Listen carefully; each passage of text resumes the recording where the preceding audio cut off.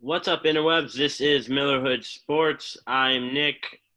Mike is back this week, and we Guess also who's got, back? of course, Richard. Back again. So we did talk about how sports are returning this week, and that kind of reminded me of, just like our sports memories in general. Just waiting for them to come back. Just thinking about stuff that we thought about over the years when we were watching sports, and I don't know. I thought it'd be really cool to just reminisce about them, or like reminisce about our favorite sports memories that we have. Favorite Words are hard. I know. favorite sports memories. Memory. Memories. So, Okay. why don't you start us off, Richard? What is your what's one of your favorite sports memories? Well, I didn't realize this when we were prepping for this show, but they actually just did a 30 for 30 on one of my most incredibly fond childhood sports memories, and that is the 1998 run for 61, the breaking of Roger Maris's seemingly unbreakable home run record of 61 home runs in a single year. And this was when baseball was awesome. I remember Mark McGwire got close like the year before, and Mark McGwire was just hitting the ball. There were some times when he hit a home run, it would go like 400 something feet. Okay, it was insane. All right, they were just hitting home runs all over the place. My favorite player of all time, who I still say is the greatest baseball player of all time, Ken Griffey Jr., hands down. He was just hitting home runs all over the place as well. It was home run city in Major League Baseball, and I didn't know it as a kid, okay? But apparently that was like a big deal for baseball. I just thought it was awesome. It was incredible. You look back, and apparently it actually saved baseball, but baseball was awesome because of this home run thing. And not just the home runs. You had guys like Roger Clemens and Kevin Brown and Randy Johnson who just smoked dudes, man. Just boom. Just crazy. Randy Johnson hit a pigeon, right? Then he hit a bird. Like, this man threw the ball so fast and so hard, the bird thinks, I'm just going to fly here. And Randy Johnson's like, not today, birdie. 98 miles an hour. Yeah. How good of an aim you have to throw a fastball at a bird in flight, in motion. Sniper. Boom. He didn't do it on purpose, and he felt really bad about it. Sniper.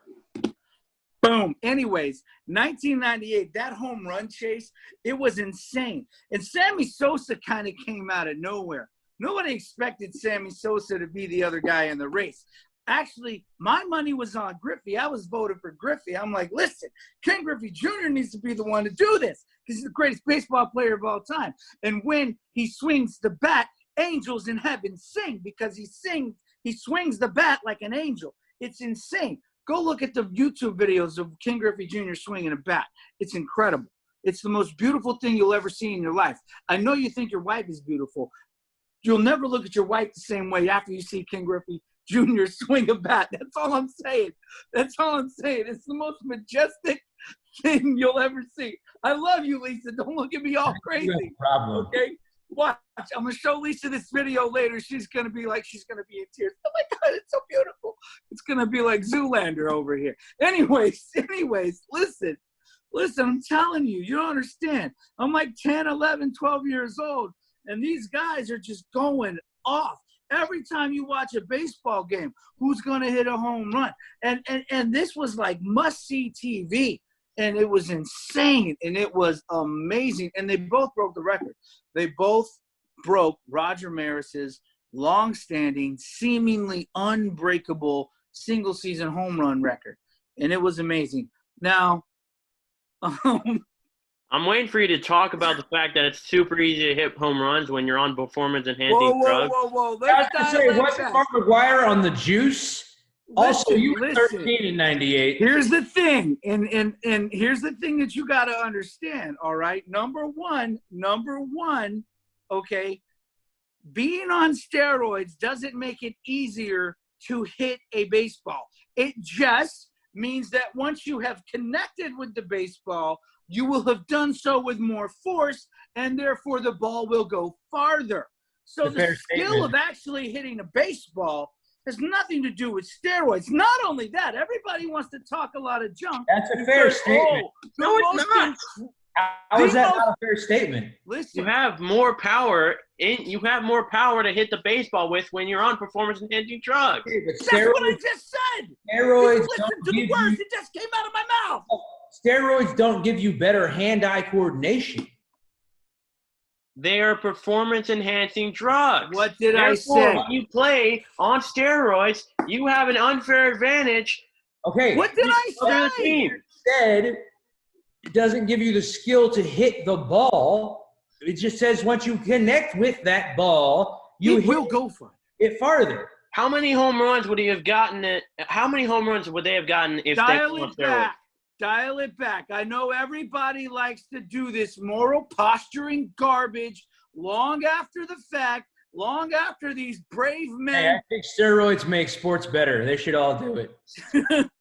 Well, listen, long after these brave men injected themselves with God knows what for only the Lord knows how long and saved Major League Baseball, everybody does this moral posturing where they're like, oh, it's cheating and it's wrong and they shouldn't do it. It was the greatest era of baseball in baseball history. It was amazing. And not only that, I'm not advocating steroids. I get it. It's a bad thing, performance-enhancing drugs, all that. And if you do those things and you're not under a physician's care and you're making sure you're following strict health guidelines, you can really mess your life up, okay? So I'm not advocating steroid use.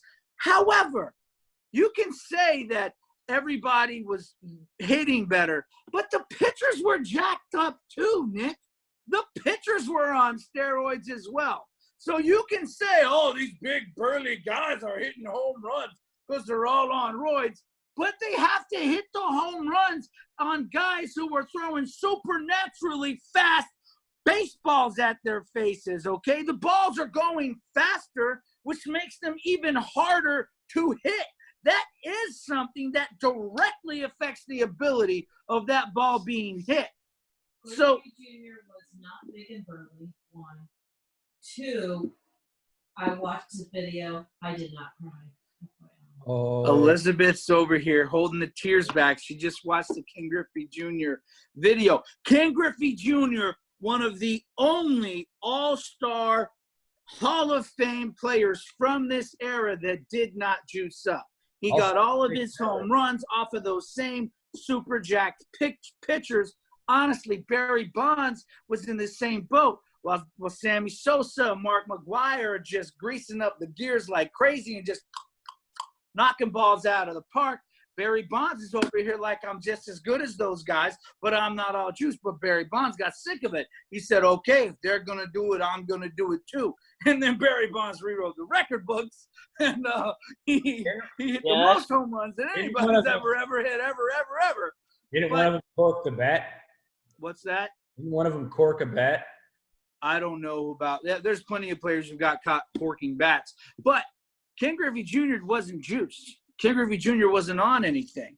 And his numbers kind of reflected that. He performed at the same kind of level all throughout his career. And when everybody else was smashing these home runs out of the park, he had good, like, 50 homer years. But he didn't get near what Mark McGwire and Sammy Sosa got. Yeah. But I'm just saying, you're talking about fond sports memories. That season where Ken Griffey Jr. and Sam is really mainly after a while. It's just Sammy Sosa and Mark McGwire. When those guys were chasing down Roger Maris's records, it was awesome. It was such a fun season. And baseball now just cannot compare. It just has nothing to even come close to comparing. There's nothing. You don't even know who the big time guys are in baseball anymore. We talked about this last time. Third baseman should have tasers. Shortstop should have bats. They need to do something to spruce it up. All right, who's next? You decide. Nick, what's your thing?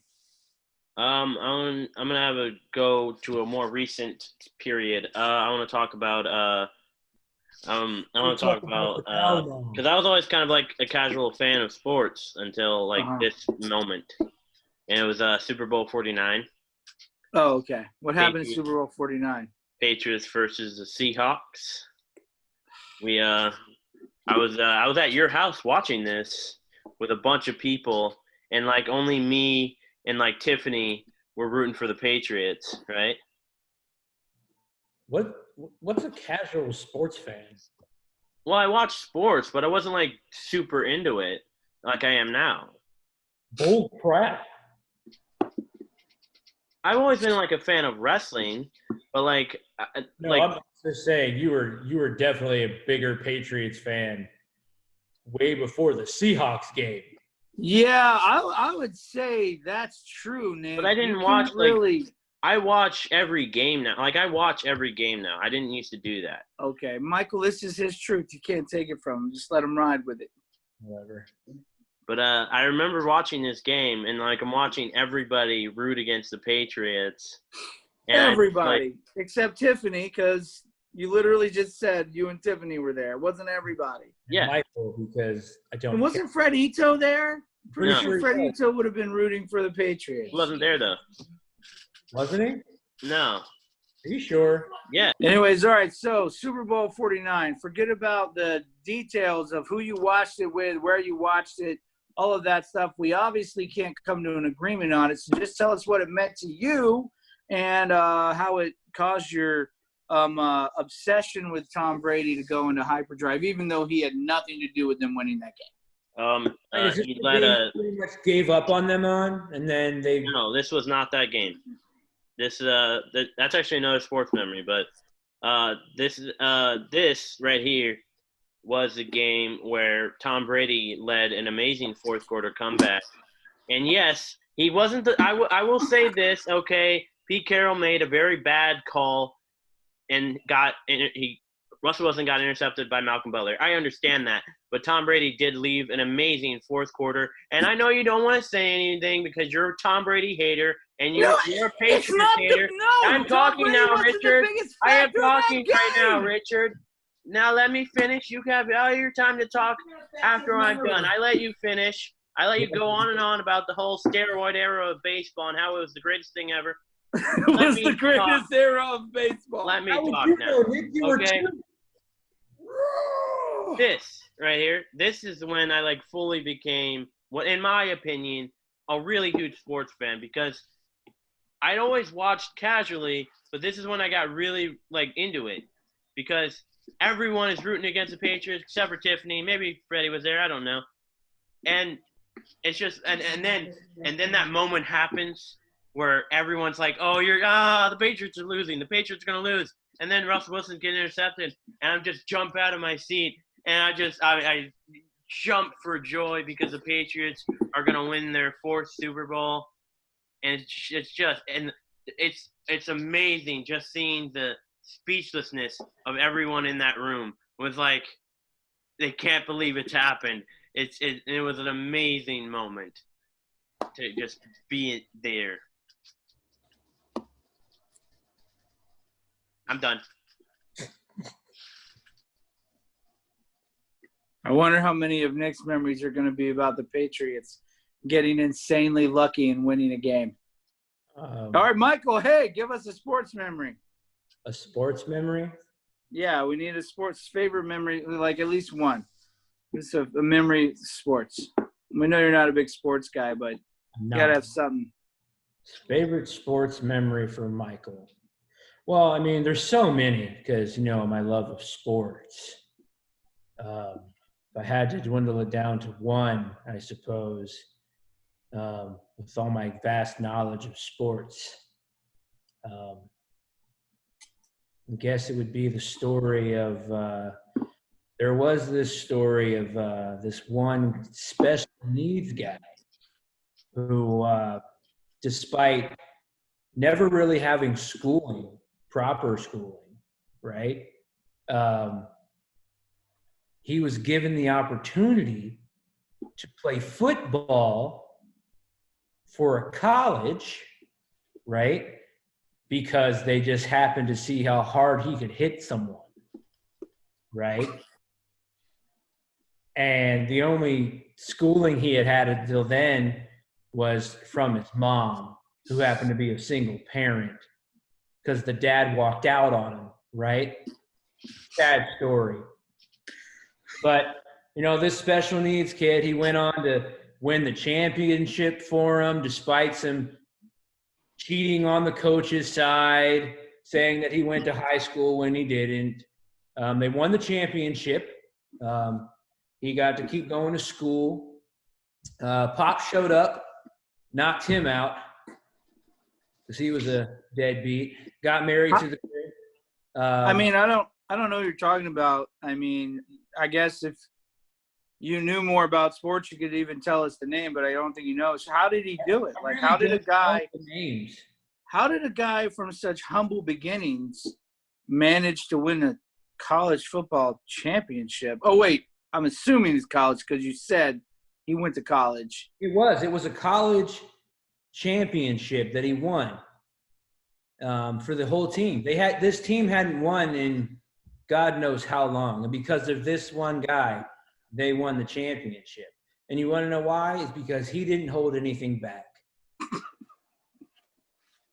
And then this same guy, a few years later, figured, all right, I'm done college. Let me try hockey. But he never really made it in hockey, maybe because of the cold weather. He was used to being out in the sun with the football and everything. So he was out practicing for hockey, and they got found by this other guy who was a golfer, right? And then that guy's like, hey, you should play golf because you can really hit that long ball. Same guy, special needs guy. It's crazy, right? Didn't hold anything back. No. And so this guy,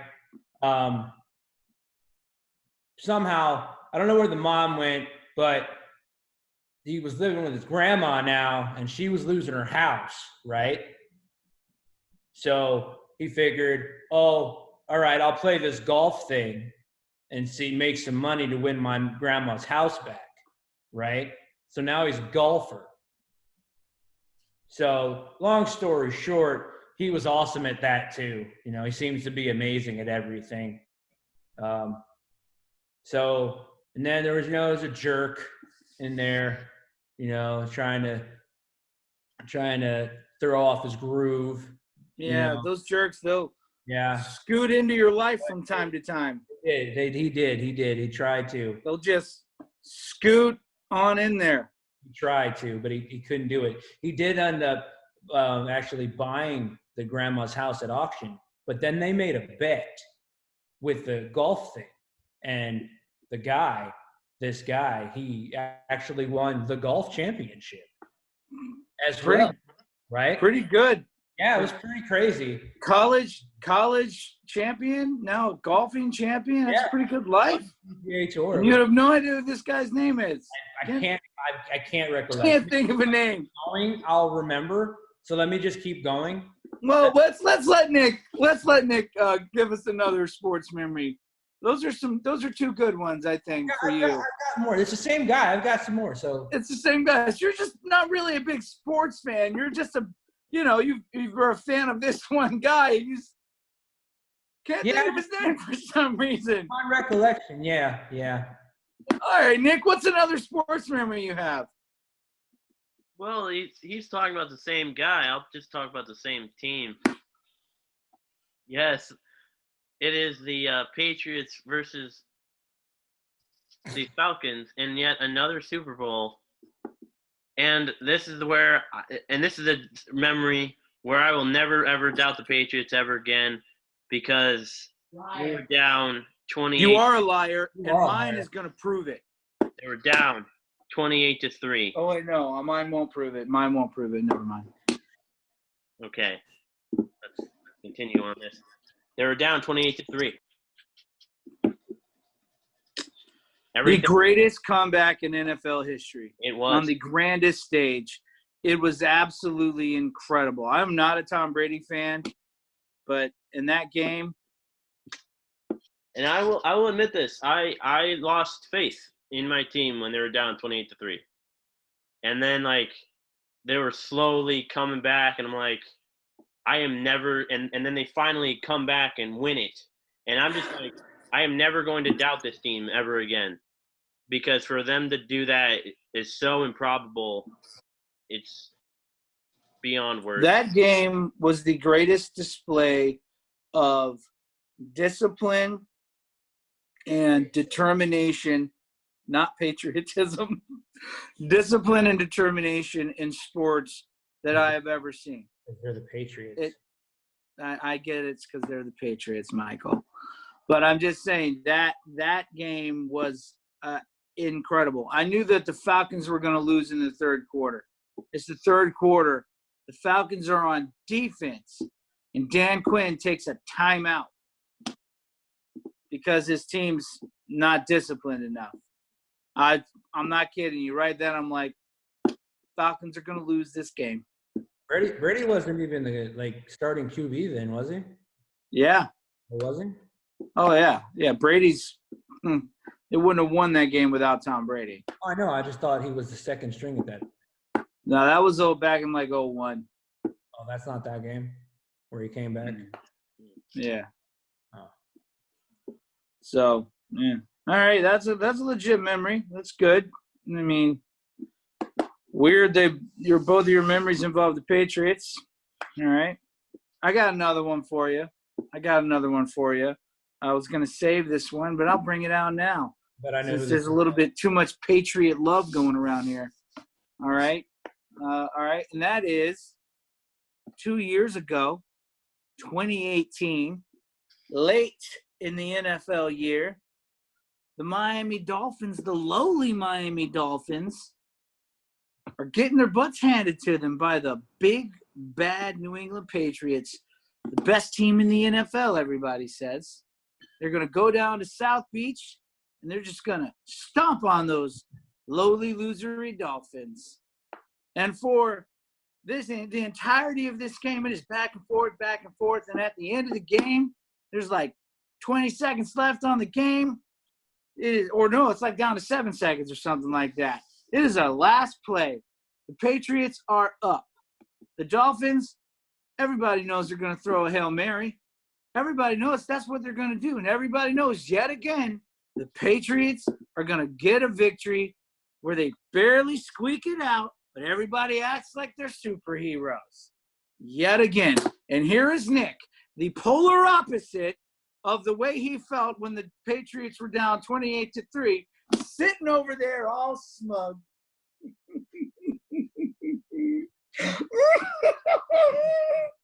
Told you they were going to win, Richard. What? Nothing. And then what happens? A miracle happens. Miracle in Miami. Ryan Tannehill drops back. Everybody thinks he's going to throw a Hail Mary. Bill Belichick thought he was going to throw a Hail Mary so bad, he put Rob Gronkowski back in the end zone to try and catch the ball. But guess what? He didn't throw a Hail Mary. He threw the ball to Kenny Stills. Oh, Kenny Stills has the ball. Oh, no. He pitches it back to Devontae Parker. And what does Devontae Parker do? I'm watching this. I'm like, what is happening right now? Oh, my gosh. Because I think the game is over. And yet again, the Patriots and their stinking fans have something to lord over my lowly Dolphin fandom. But they don't, Michael, because what happens after that? Devontae Parker gets the ball. He pitches it back to Kenyon Drake. Now, Kenyon Drake's got the ball in the open field. He's looking for somebody to pitch it to. But the only person that he can see is Rob Gronkowski. Kenyon Drake thinks to himself, you know what? I think I'm faster than Rob Gronkowski. He's got robot legs. Let me go get this touchdown. Boom. 7 seconds left. Michael was there. I remember we both jumped out of it. It's like, oh my freaking gosh, because it was the most amazing thing we'd ever seen in our lives. And I know the game didn't mean anything. I know it wasn't a playoff game. It doesn't matter. It was amazing. The Patriots had the game won. They thought we won the game. It's over. Blah, blah, blah, blah, blah, blah, blah. But they didn't. The Patriots got some Patriots, like, you know, magic used against them that game, because that's usually the stuff that happens to them. And it was amazing. It's one of my most favorite sports memories ever. It's incredible. Just incredible. It's awesome. It's great. Sounded great. So good. Patriots won the Super Bowl that year, so I'm okay with that. Yep. Well, they didn't. The road to the Super Bowl did not go through South Beach that year, my man. No, it did not. All right, Michael, do you want to talk about more stories that this guy has had? Because this guy sounds like he's lived an incredible life. Well, yeah, I've got one more. I mean, it about sums it up. So it wasn't, you think it's all rainbows and sunshines for this guy, but it did get a little dark later in life. He did get in a little bit of trouble. He had wound up going to prison. He wound up drinking and driving. Life got the best of him. Fame got the best of him, you know. Same guy? Same guy. Crazy, right? Crazy. Prison. Yeah, prison. Same guy. But, yeah, stole his girlfriend's car. DUI.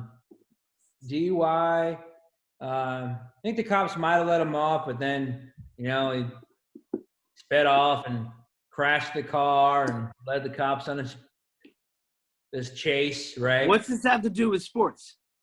I'm getting there. Just let it go. Be still. So he winds up going to prison, right? And he's really lost his love for the game and just a little rough time in life. But wouldn't you know it, he gets sent to a prison in Texas. And then this prison happens to have a football team. So it's kind of coming full circle. Started in football, now he's going back to football. So the warden said, hey, I want you to play football with the inmates. The right? inmates. The inmates have a football team, and they're going to play the guards. See, the Doesn't guards. that seem like a bad idea? It seems like that would be pretty unsafe. No, it's okay. It worked. It'll work out. It'll be all right. It'll be all right. So he ends up playing QB. He used to tackle people, but now he's throwing the ball. He's a quarterback now. And the only time he ever threw the ball was really the last play of the game. When he didn't hold anything back. He didn't hold anything back, right? Tapped into his true potential. But yeah, now he's throwing the ball. Good QB. He's playing with the inmates. He's got to get the ragtag bunch of guys together and get discipline and, you know, play these guards, right? Yeah. Some of those guards were probably stone cold, I'd assume. They were quite cruel at times. Yeah. Yeah. Really, it probably gnashed every now and then. Just They gnashed at the inmates. They did. Yeah. Those stone cold and gnashy guards. Yeah. It was a heck of a time for him. But you know what? Lo and behold, wouldn't you know it? The inmates scrimmaged the guards at the end. They had a little game. The inmates won, and the warden even came to this guy and said, "Hey, throw the game, or I'm going to frame you for this guy's murder." Right? Well, that's intense. And Sounds he was going to something out of a movie. It's weird. And it's so nuts. And then he was starting to throw it, and then the team hated him, and then he came back around and won the game, and then the other guard's like, I know you didn't have anything to do with it, and then it all worked out for him in the end. You know what I mean? And then I wonder why. I bet you. Good writing.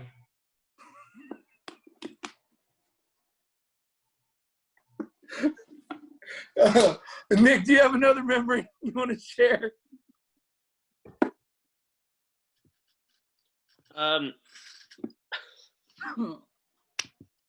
Not really. I mean, I remember watching. I never got to watch like WrestleMania because it was like too much money. But I remember watching my first like WrestleMania and just really enjoying it. Who was it? Who was the main event? It was the Daniel Bryan triple threat match WrestleMania main event. Was it great? What's your favorite? Okay, fine. Greatest wrestling match of all time in memory that you actually saw.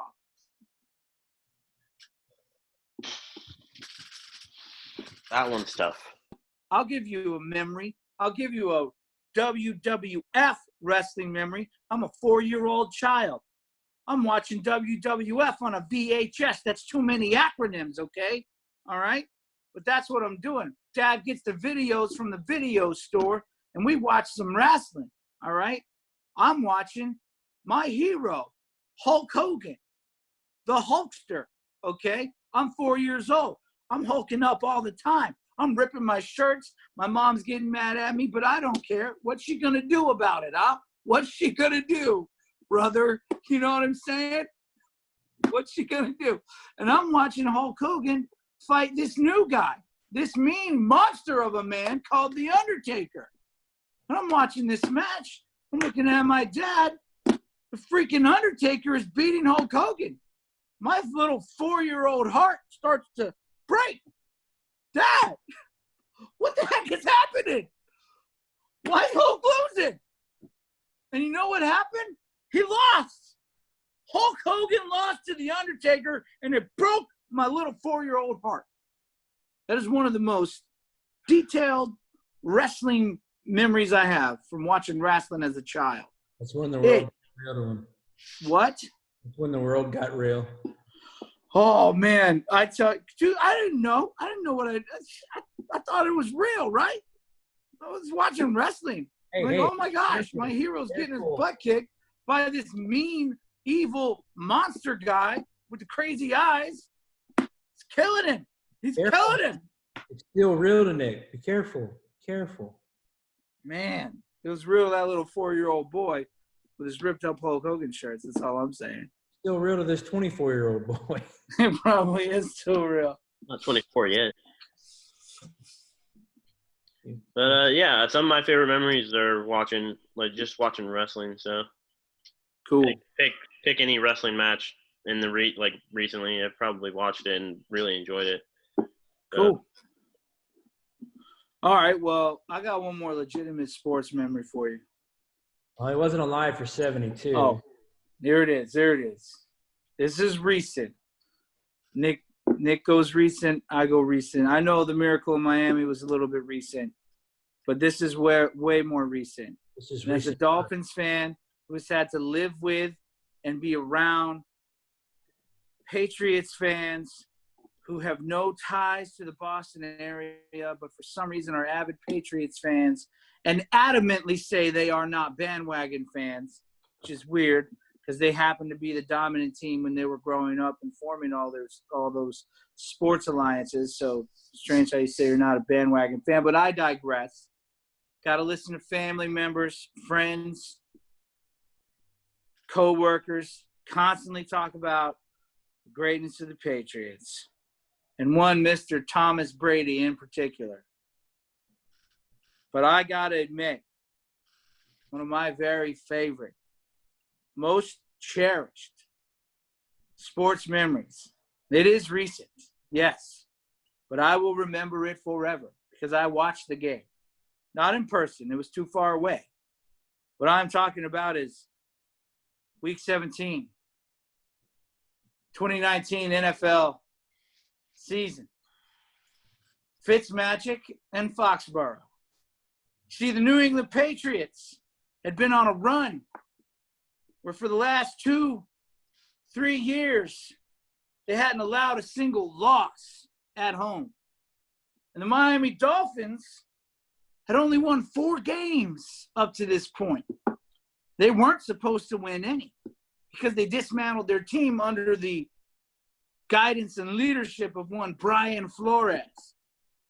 But Brian Flores, B-Flo, as his players affectionately call him, and Ryan Fitzpatrick walked into Foxborough, Massachusetts that day, the last regular season home game for one Thomas Brady in that stadium. And they ended it. They ended their streak. It's the end of the game. The Patriots are in the lead. This is usually the time when the Patriots seal the deal. But what happens? Ryan Fitzpatrick marches that team down the field, gets into the red zone, throws a pass to Mike Gesicki. Dolphins are in the lead. And then the icing on the cake, Tom Brady throws an interception. His last regular season pass as a New England Patriot was an interception thrown to a Miami Dolphin. It's the little things in life. They did it 2 years in a row, Michael. 2 years in a row. David beat Goliath. That's all I'm saying. That's all I'm saying. And the best part about that game was Devontae Parker playing Stephon Gilmore like a drum. Devontae Parker just scorched Stephon Gilmore. Stephon Gilmore ends up winning Defensive Player of the Year. But he wasn't Defensive Player of the Day that day because he could not guard Devontae Parker. There you go. Oh, I do want to point out that that guy, he ended up owning the Jets too. Did he now? He did. It's pretty interesting. And on that note, It's really this has interesting. been Millerhood Sports. This was fun, guys. Richard talked a lot about his stuff. I talked a lot about my stuff, mostly Patriots. Michael talked about some weirdly familiar player in Memories. sports history. Hey, don't be down in Michael's memories just because his memory. You were gushing over one guy the whole time. Yeah, You're memories. gonna dog him for doing the same thing. Yeah, bro. So you can like, share, and subscribe. If you listen this on an audio platform, you can give us a review. So hope you guys enjoyed it. We will be here next week. And He said audio again. gosh. Bye, guys.